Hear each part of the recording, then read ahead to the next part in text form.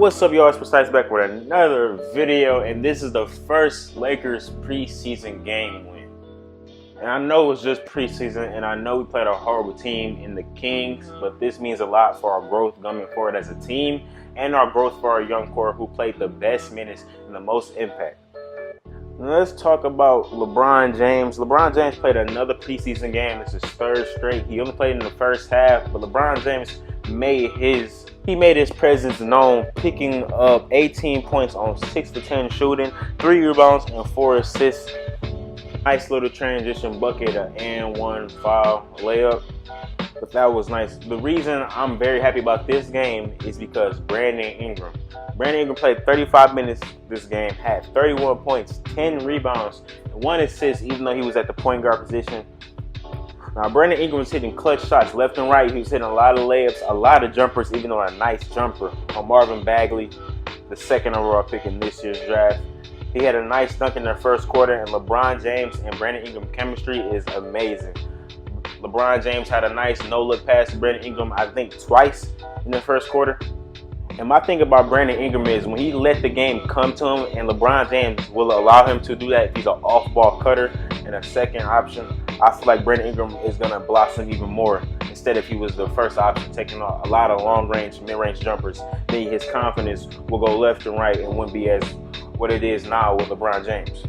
And it was a nice moment in the late fourth quarter when Brandon Ingram was guarding the inbound ball and the Lakers bench was just clapping and cheering him on. He actually got this steal because, you know, his wingspan is amazing. And his defense has been crazy this preseason. I love his defense. I love his intensity on defense. He has a lot of effort. He blocks shots. He plays good on-ball defense and off-ball defense. The Lakers and myself believe in Brandon Ingram so much. LeBron James even said that he's going to be his Scottie Pippen. He's going to be the second option for sure. A lot of people thought it was Kyle Kuzma, but I feel like most people who watch the Lakers think it's going to be Brandon Ingram. And I hope he takes on that role with grace, and I hope he does what he's supposed to do in his third year. And Kyle Kuzma had a pretty good game. This was his best game of the preseason. He's kind of still willy-nilly with his shots, and he kind of doesn't set, like his screen and roll game, he doesn't set right screens. He more slips the screens instead of actually setting a firm pick. That's going to change with, you know, due time, because we did get better as a defensive team and as a team period last year. Kuzma had 17 points, 6 for 12 from the field. He hit 1 3-pointer, and that was great on 26 minutes of play. The main thing I like about Kuzma is his intensity. He got the late clutch putback from the free throw miss from Brandon Ingram. And Brandon Ingram was shooting, I think, 11 for 13 at that point from the free throw line. So he definitely improved. He just missed the last 2. And Kyle Kuzma tipped it back in for the game winner. So Kyle Kuzma doesn't stop. I think that's just because they face a very young team and a very not so good Sacramento team that they couldn't box out, you know, a small forward. And I'm glad we got this win, because I didn't want to go 0-6 in the preseason again, because the last time that happened, Mike Brown got fired. Then he had that bad start to the regular season, and then everything was just willy-nilly. Now, the one thing I wanted to come back is Lonzo, because I want his shot to be there. I want Lonzo to shoot, because Lonzo is really 1 out of 4 players in the Lakers who shoot threes just off reaction. We have KCP, we have Josh Hart, we have Kyle Kuzma. Those are the only 3 players who shoot threes, catch and shoot with a quick release, and doesn't hesitate, doesn't try to look at nothing else. I hope Brandon Ingram over time does that, and I think LeBron can do that because he has displayed that he did it before.